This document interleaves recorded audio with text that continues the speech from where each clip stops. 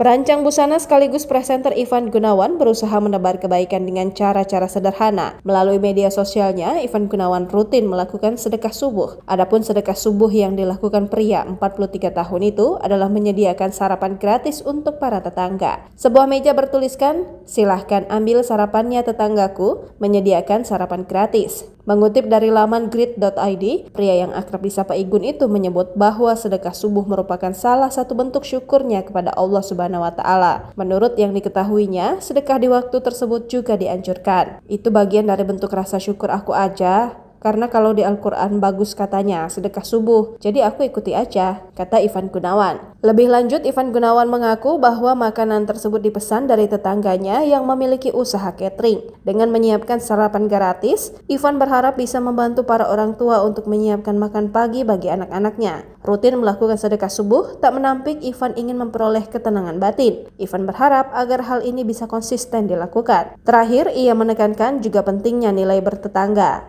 Terlebih budaya hidup di tanah air tak bisa lepas dengan saling tolong-menolong.